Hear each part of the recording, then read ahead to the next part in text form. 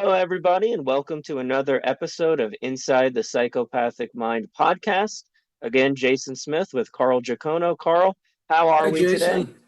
Nice to be here.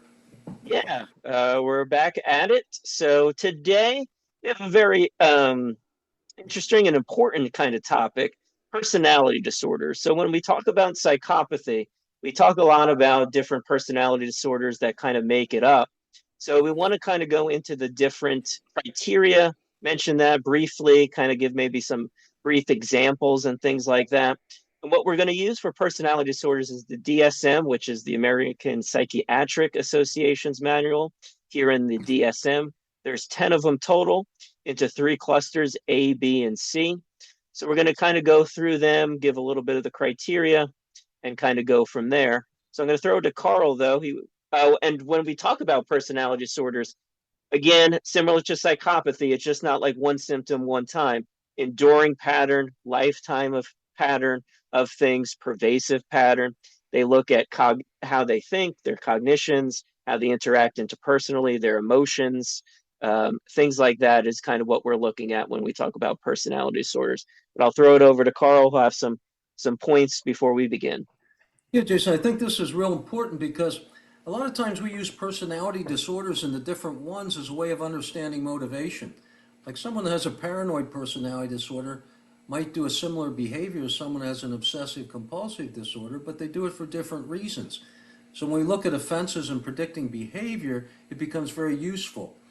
But things to think about, this is often the area where psychologists in their training begin to get they begin to get the disease, every disease that they're studying. They see themselves in the disorders, and probably some of them that's accurate, but for the most part, you have to understand that personality disorders represent a severe form of personality style. In other words, you have an impairment in occupational, social, some sort of functioning. It's very ingrained and very inflexible. Because personality style itself is useful, and certain personality styles are more attracted to different professions. Imagine for any of us here that are going to the dermatologist. We want a dermatologist that's not only paranoid but obsessive compulsive. We want them cutting anything that looks vaguely suspicious. We don't want the dermatologist that says, "Oh, well, let's watch that one." And then you call back in when they find one. Okay, I can see you in 2 months, even though I said it was moderately indicative of cancer. So those kind of things. Personality styles. Some personality styles tend to be more anxious. Like for a guy like me and people with anxiety, if you say to them, well, you know what, you're going to get a punishment, it's not going to kill you. You can either take it tomorrow or you can wait 3 months from now. Well, anxious people are going to take it tomorrow because the amount of time we'd obsess and think about it and worry about it would be enough to kill you where the punishment isn't that bad. So personality styles, personality disorders, they're not like one patient that I evaluated years ago, and I was giving him feedback with the MMPI, and all his scales were within normal limits. So I show it to him, and I'm giving him test feedback. I say, hey, well, what do you make of this? You see, you really don't have elevations. He says, well, doc, does that mean I have no personality? No, we all have personality, but these are extreme patterns. They're inflexible and they cause certain problems in living, whether it's in social, occupational, or other settings. The other thing to think about as we go into talking about personality disorders is all personality disorders have dimensions to them or different characteristics. It's not either or, it's either dimensional or something like this. Paranoids and obsessive compulsive people share in common a focus on details. Now, the paranoid does it for a different reason. They're going to focus on those details as a way of preventing being attacked because they're suspicious and worried about things coming from the environment. The obsessive compulsive person worries about details because they don't want to make mistakes. So, going into it, that's what I would offer as parameters, Jason, as we talk about this. We all have personalities. It doesn't mean we have a personality disorder. And just as you want a dermatologist that's probably obsessive and paranoid, you don't want to go to Las Vegas on the weekend with a date that's obsessive compulsive and takes their work with him. You probably want an hysterical person or somebody who's a little more dramatic in the cluster B range. Okay. Definitely. So, like I said, we're going to go through the different clusters of disorders. So, the first cluster that we have is cluster A. This is kind of like the odd, eccentric kind of cluster. And one of the disorders in this cluster is something called schizoid personality disorder. Just some brief kind of criteria: very solitary activities, lacks close friends, indifferent to praise or criticism, very flat, kind of restricted emotions, flat affect, things like this. Sometimes confused with autism, um, but again, not having some of the autistic kind of behaviors that you would kind of differentiate from them. You don't really see this much in forensic stuff. Sometimes I will kind of see some of that. Maybe they're doing their crime on the computer or things like that, but you really don't necessarily, because they don't really interact with anybody to kind of commit any crimes. Anything you wanted to kind of add about schizoid, Carl? Like you said, to find someone that's purely that seems to be rare. I don't know what the percentages are. You will find someone with these kind of traits. But think about the motivation of a schizoid person that comes into therapy. They're not interested much in interpersonal relationships, so why would they come into therapy? And I think I had one outpatient schizoid in my entire career. This was a guy who came in because he was depressed and frustrated because his family members were getting on his case because he wasn't social enough. So see, that kind of paints the picture of a schizoid. Leave me alone. Give me a solitary job. Don't bother me. Um, Unless maybe over time something occurs that would cause depression or some anxiety. But yeah, this we don't see a lot. Think these people really enjoyed COVID restrictions. I think they were in their glory during that time when everyone was isolated.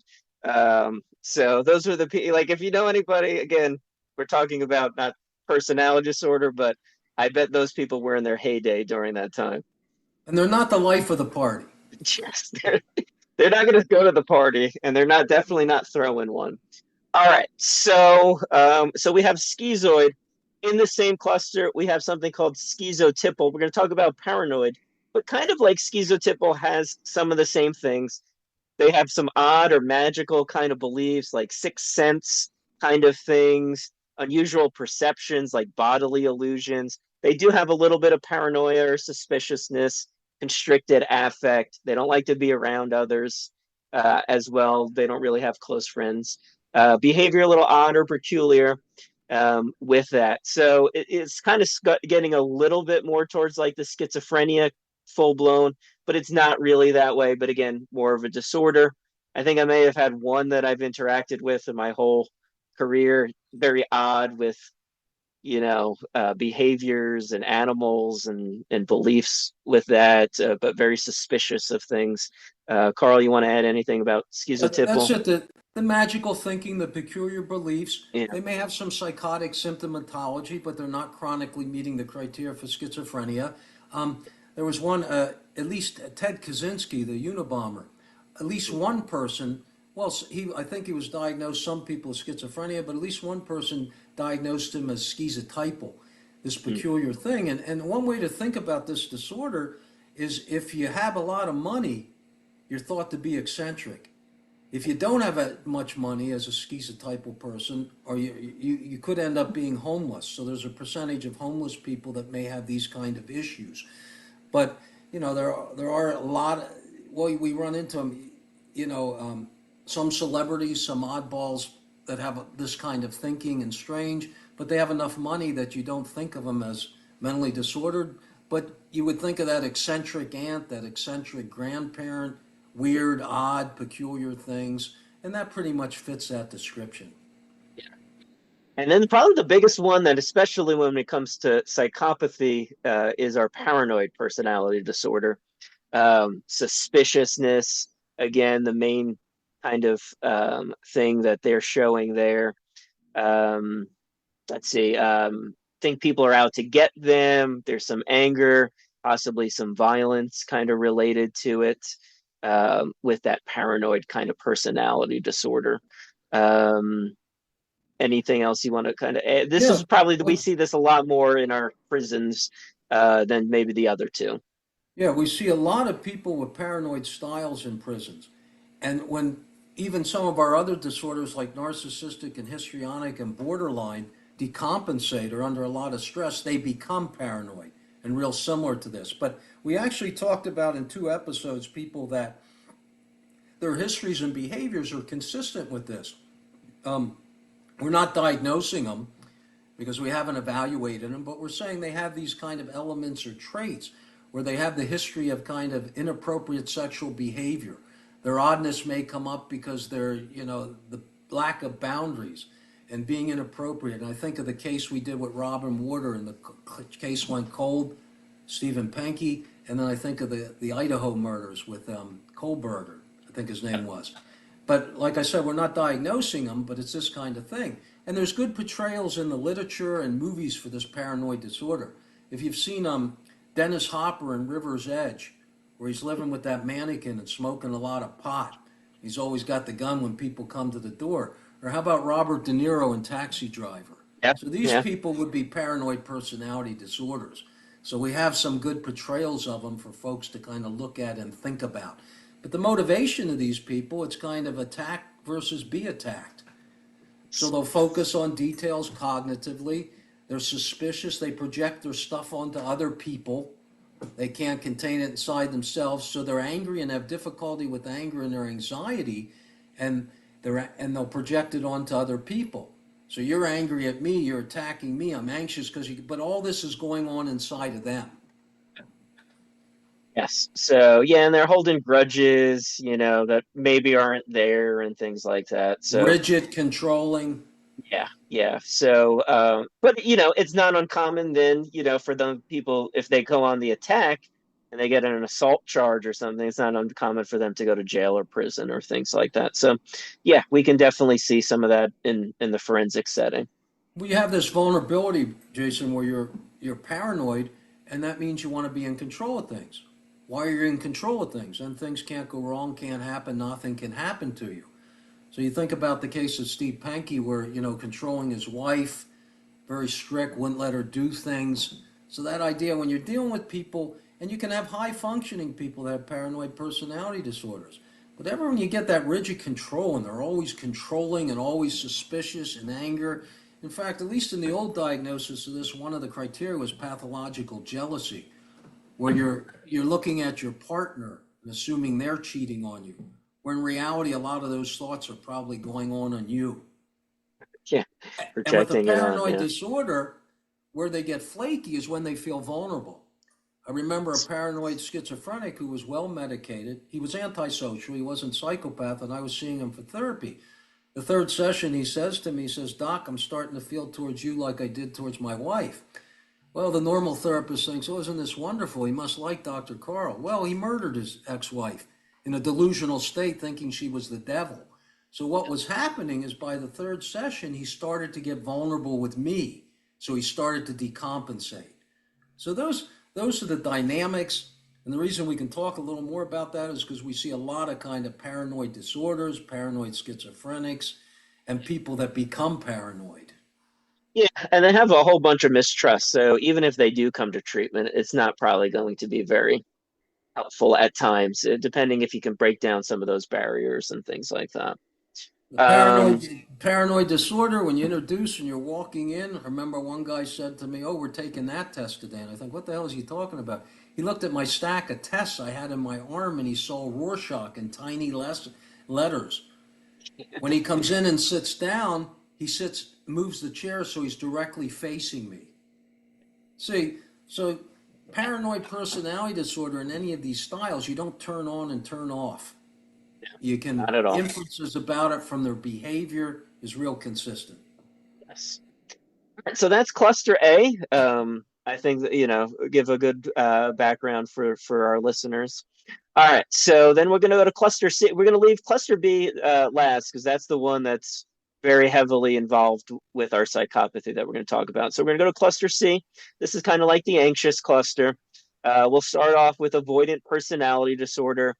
Um, Fear of rejection, don't like to go into interpersonal relationships, will not go to jobs that they know they have to have either social interaction, like if they have to public speak, things like that, they're going to not do those type of jobs. kind of hold back in close relationships, risk adverse. Again, just avoidant in interpersonal situations, very sensitive in those areas. Yes, fearful rejection. I had one woman that if she saw somebody, she was a little bit, didn't want to see her, she wouldn't walk down, she'd walk on the other side of the step. Everything's negative about her, she's a bad person, etc., like this. But think about the narcissism. Sometimes we think about narcissism only related to psychopathy with the arrogant, bravado, manipulative, sadistic. Well, that was the Kernberg narcissist. This avoidant person also has a self-centeredness because the world's revolving around them. No one's thinking about them. No one's out to get them. No one is thinking harm of them, but they completely, everything revolves around them in a negative way. And they're bad people in their way of thinking. So this would have been the cohort narcissist or that self-masochistic, self-effacing person. But notice how over time with a person like this, if you're working outpatient in treatment, some of the cognitive work with them, challenging those beliefs and testing them out, plus things like perhaps they need some medication or help with their anxiety, depression, and other kinds of skill training. But these are people you can think about basically that want relationships, but they're too afraid of being rejected, so they will avoid them. Yeah. And some of our listeners will be like, well, doesn't that sound like schizoid? Well, schizoid just doesn't have the emotions tied to any relationships. These people are really anxious. They want to kind of engage, but they're just so fearful of some of those rejections. So, You've good way to seen a kind of, schizoid or two, Jason, that they got mm, married because the parent or family pushed them into doing it. yeah, Well, see, yeah, yeah, they arranged just, marriage, yeah. yeah, it's just different than the avoidant. Yeah, yeah. But again, this is cluster C is anxious, so that's going to be kind of the theme woven through. We have the dependent personality disorder. They really need other people to kind of take care of them, difficulty making decisions, don't want to assume any responsibility, trouble initiating things. There's some fears of abandonment, go to excessive lengths for support, uncomfortable when alone, and urgently kind of seek new relationships when one ends so that they can have some um, kind of relationship. Milan kind of talked about an active kind of dependence and a passive kind of dependence. These people are passively dependent. They're not. We're going to talk about histrionic, which is a little bit more active dependent. But these people very dependent, like parent, still living with parents to make their decisions. Don't really want to have make any decisions on their own. Um, Again, but anxiousness a lot in those type of situations. So you can imagine they're going to come to therapy. And then Yes, in because their therapy, they're parents not are going to going to want tell to, them to. yeah, they're not going to initiate things or want to do things. It's always asking you what to do and what Yeah, they should appeal do. to authority. And dependency and that kind of trait you'll find in other disorders, like you're alluding to, Jason, with the histrionic. And Milan has a very good way of conceptualizing that. We don't see a Yeah, lot of pure dependence in the criminal justice system, but I guess you could find them as an adjunct to a criminal behavior, getting led by somebody else. And you could actually yeah. find someone. I've seen a little bit of like really kind of dependency, and then when they come to prison, and they have, so they're just asking. But yeah, we've talked about like normally the females maybe are pulling the strings are just as equal. I definitely have seen some females that their partner, because they were strictly dependent, did something that you had no criminal history. They got with the wrong person. They told them to do something inappropriate, but they could come to prison. But it's very similar, not really a pure kind of dependent kind of personality disorder that I would see for that.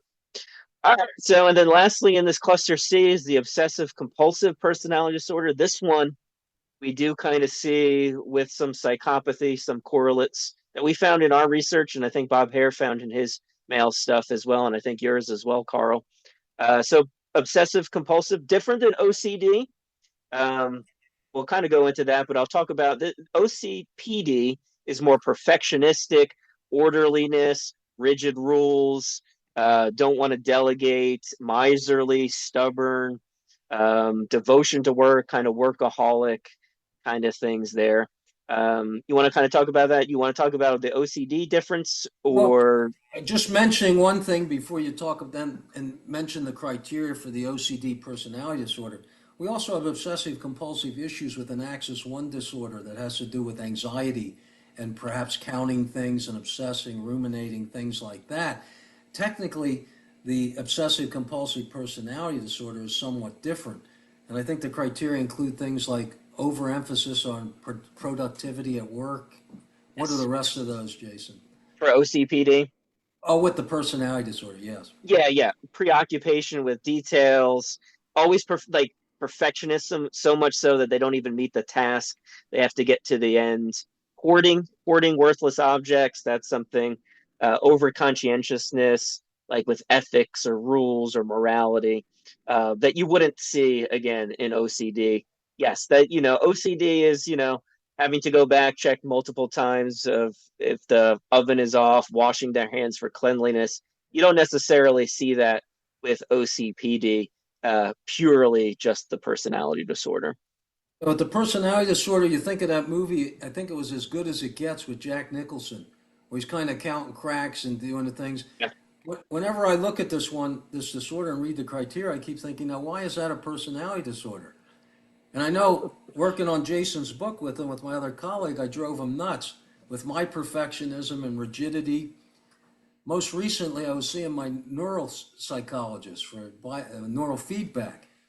And I'm talking about the podcast and Jason, and I say, okay, wait a minute. It's okay to do this if it's fun. You don't have to do this, you don't have to do that. But I tend to look at the world in terms of productivity, getting the book finished and stuff like that. So this OCD personality disorder, I always look at it and I wonder, Jason, why is that a personality disorder? These are good traits. But no, people that have this in actuality are more like the Jack Nicholson, As Good as It Gets, where their life is significantly impacted. But an OCD person will drive other people nuts with their perfectionism, focusing on detail, order, rules, getting things accomplished. So I think there's a TV show called Hoarders where there's the people on there might not be OCPD, but they may have some of the traits. But again, we talked about style. You would want an accountant or a lawyer to have some of these traits, right? Because when you want them to Focus go on over stuff, details. like you said with the dermatologist, right? So you want some of those things. And then, I think sometimes too, environmental stuff, people that grew up during the Great Depression probably were a little bit miserly, a little cautious with things. But again, it's again just not one criteria. It's all the ones that we talk about, right? So where it starts Well, coming into problems too. yes. And think about this too. In my generation, a lot of the parental children, these are the people that turned out OCD personality disorders. Because a lot is expected of you. You're having to take care of everybody. All these kind of traits. You think of almost a little Poindexter with the glasses, and you probably didn't. And the tie at school. Remember, they used to have these things you wore in your pocket to put your pens in. Yeah, yes.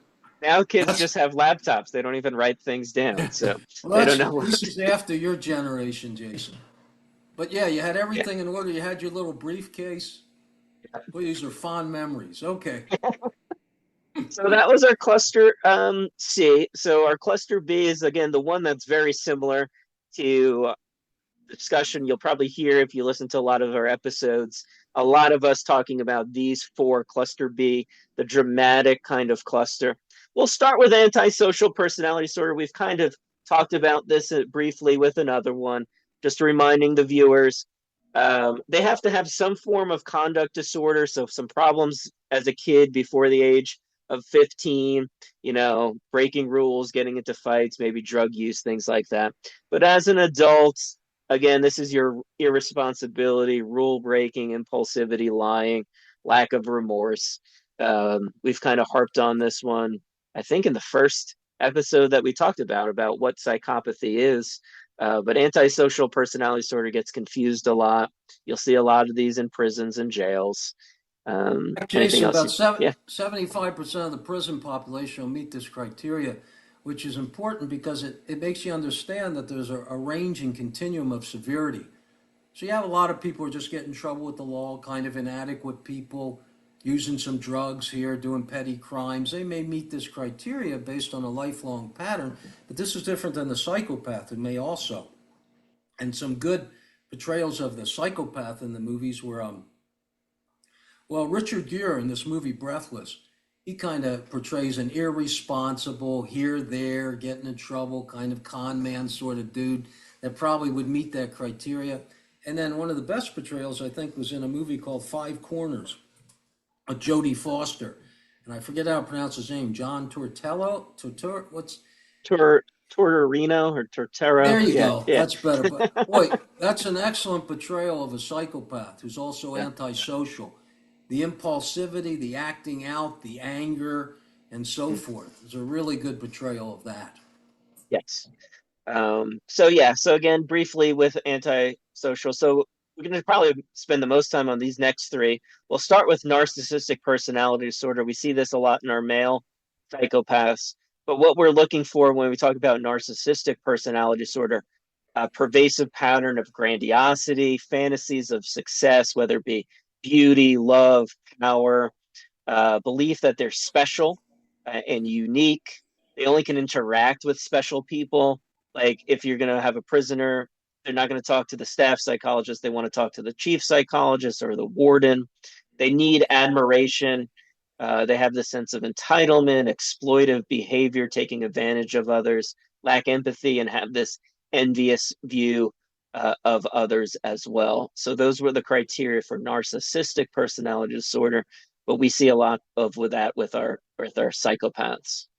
Yes, in male psychopaths, we see a lot of those traits. It's important to realize that not everyone with narcissistic personality disorders are criminals.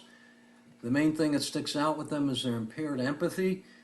Depending on the person, they often require a lot of mirroring.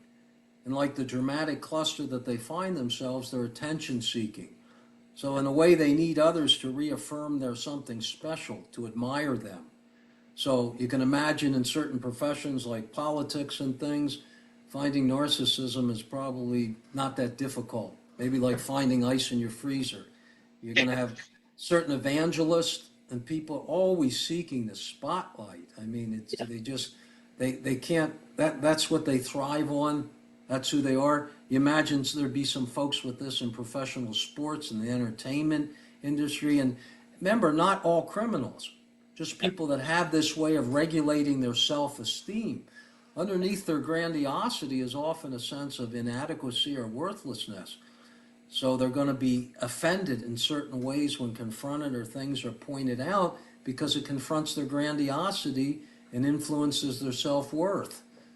The psychopath will have this, but to such a severe extreme that it's Yes. quite different. Narcissists, people with narcissistic personality disorders, some of them can form relationships and have fine relationships.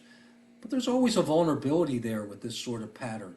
Whenever who you are is so dependent on external feedback and validation, you're going to have a basic instability in your personality. And in some narcissists, what we're going to see is under pressure, they become paranoid. Yeah. And yeah, I would say kind of following up some other, some reality TV stars. People think, to have a camera on them all the time. You probably have some narcissists, maybe some CEOs. Sounds like maybe Steve Jobs had a little bit of this.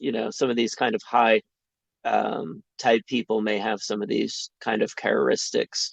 But like you said, the psychopaths have it to such extreme to the end of the spectrum there.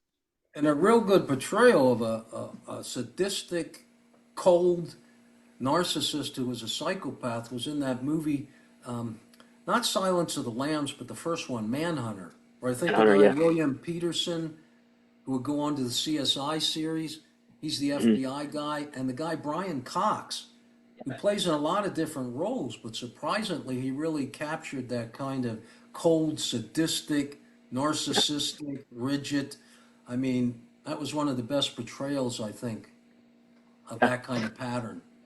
Well, he later on in his life, he did something called Succession, where he was like this head of this big news company, and Ah, he would have some of the same, humiliating like people underneath him as kids, thinking that he was the one that does that. Um, and then Walter White from Breaking Bad, his quote of "I'm the one that knocks," and that's some of the narcissism. So that would be a good kind of portrayals as well. Well, what I found, Jason, is that interaction between William Peterson and Hannibal Lecter in the Mhm. cell, where Yeah. Peterson's feeling uncomfortable and controlled, and like he's in a chess game with a Mhm. psychopath.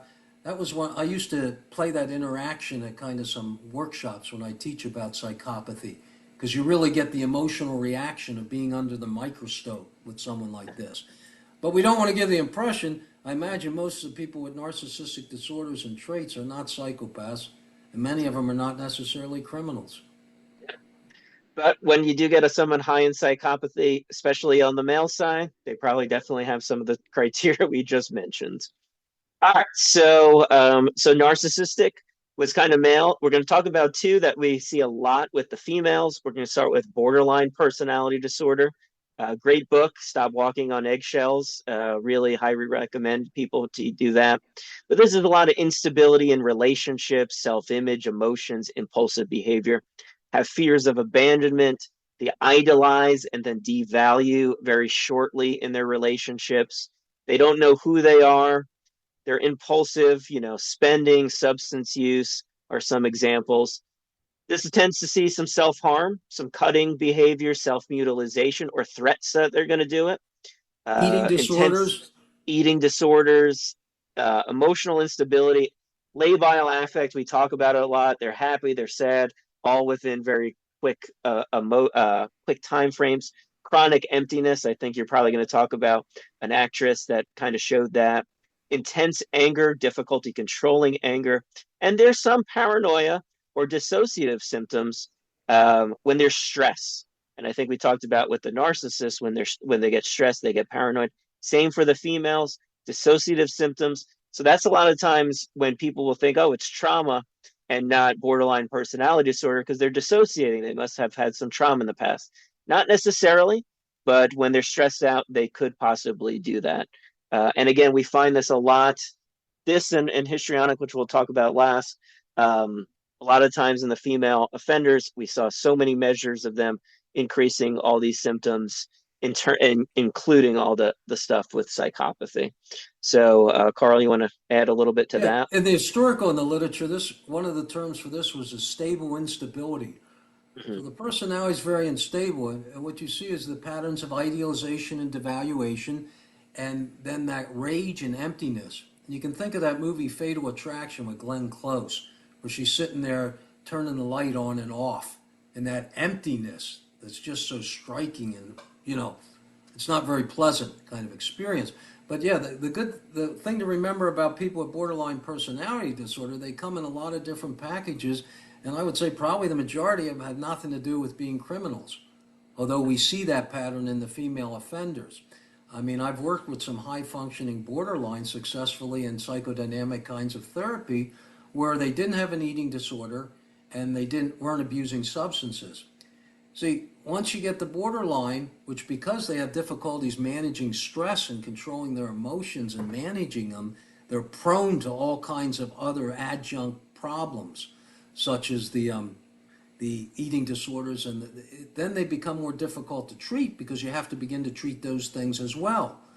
And one of the things with borderlines, you can think about trauma, and some of them do have that history, and probably a lot of them do, but they've been like this since 3, 4, 5 years of age. And it's an ingrained who they are. That if you approach them just from a PTSD model, it's not going to treat the personality structure, which really needs to be treated and worked with and helped with stress management skills, slowing down interactions, helping at times some of the higher functioning people I've worked with like this outside of an institutional setting have been able to kind of manage and blend those extremes from idealization and devaluation to more an integrated perspective. But the borderlines will come to you and they'll explode on you or do this, and they'll come to you the next day. How are you doing? Everything okay? Like nothing happened because their personality is so scattered. It's related to splitting and the way that they operate and keep things manageable. So The other thing to remember, I think, about borderline personality disorder is some of these more primitive disorders have what we would call borderline personality organization. In other rather than being high functioning neurotics, where we don't rely on splitting, we don't idealize and devalue in the extremes, we don't have these discrepant perceptions that bounce back and forth. Um, these individuals will have those things. So we see borderline personality organization in most offenders. In fact, some of the earliest studies we did looked at the Rorschach and measuring borderline personality organization among antisocial offenders. And inherently, this was just very prevalent. As you get in the moderate and severe range, they all have a borderline personality organization. Although, going back, Jason, to the introduction, that won't be their primary style. They may have a histrionic style, a narcissistic style, a paranoid style, something else. So yeah, this is a common, and there's often trauma involved, but the thing to remember is these lifelong patterns and the idealization and devaluation stuff, this requires a different approach as well as whatever kind of stress, symptoms, anxiety, and depression. Another confusing aspect of this is when they came out with bipolar 2. So this becomes another one of, in psychology, the false dichotomies.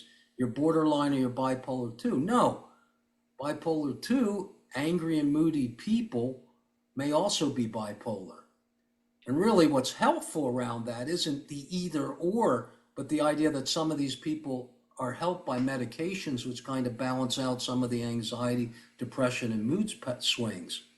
We also had in the old classification a cyclothymic personality disorder, which they would have met the criteria for that. So we don't want to get into these personality disorders either or. Yeah. Yeah, I remember one specific one that I was working with. Her whole life, she was diagnosed with like bipolar. She was on all these medications. She came to my office and was like, "No, none of these medications work. I'm losing my hair. It's adding weight loss." And I said, "Well, let's do some testing and things like that."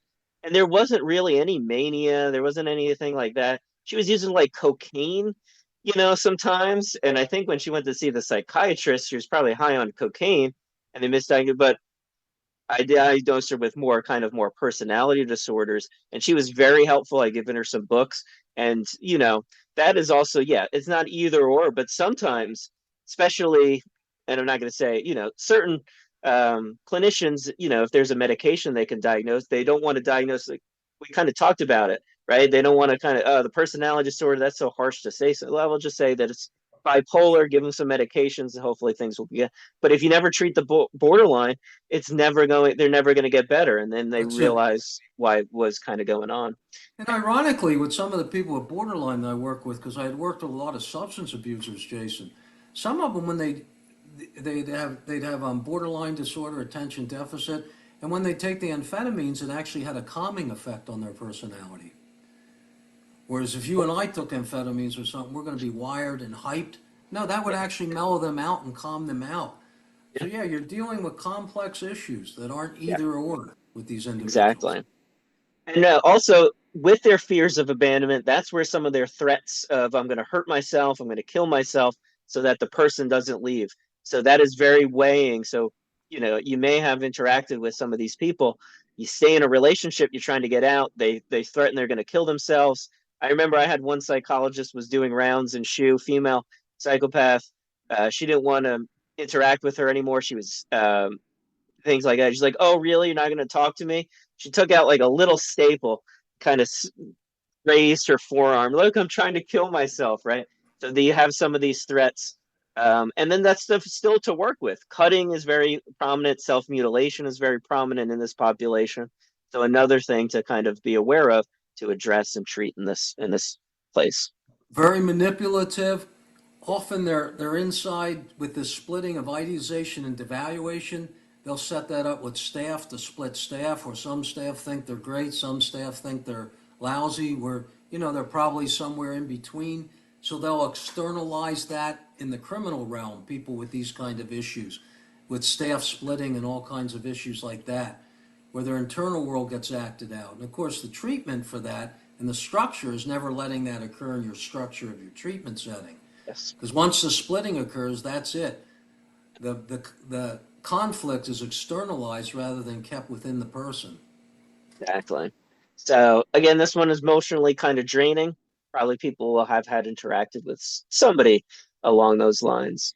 And then lastly, we have histrionic personality disorder. Again, we talked about this with the females. Again, males can have it too. We're going to talk a little about the criteria. If you want to see probably something, go down to Miami, South Beach. Some of these things are definitely present there. Maybe not the disorder, but maybe some of the style. These are people that like to be the center of attention, inappropriate behavior, maybe sexually seductive or provocative, shallow emotions, always trying to draw appearance with their physical appearance, impressionistic speech. They kind of know a little bit about the weather, not really go into details with some of these topics that they'll talk about. Very self-dramatic, exaggerated emotions, suggestible, easily influenced by others or circumstances, and false intimacy, kind of view relationships as more intimate than they really are. So this may, you're working with a female in treatment or a male in treatment, and you're talking to them and they think you want to be romantically involved when you're really just trying to help them go through some of that stuff. I've had, unfortunately, some of those interactions. So yeah, so that would be kind of something with them. We see again a lot with the female psychopaths, both borderline and histrionic, but again it can be found in males as well. Yeah, so a certain group of male rapists have histrionic personality disorders, some Don Juan type of males. I remember one female psychopath with this was referred to me in a setting. She was singing and dancing at 3, 4 in the morning, keeping the other females up, and they were about to kind of execute her because she was that dramatic. And this, Yeah, the dramatic, the inappropriate sexual kind of seductiveness and so forth. yeah. You can imagine these kind of traits and disorders in a certain group of actors, actresses, and so forth. Adult film stars, adult Yeah, dancers. I think superficial they, relationships and so forth. Remember, we're thinking about it as a style. There's some very high functioning hysterics yeah, that don't do all this. Or you think about, I always bring this up, Blanche Dubois in the streetcar named Desire. I put my faith in the kindness of strangers. That's completely histrionic and naive to put yeah, your trust in but it's that kind of Pollyannishness yeah, that goes with this, the impressionistic speech and thinking. Everything's wonderful, everything's great. It's hard to get a detail out of them.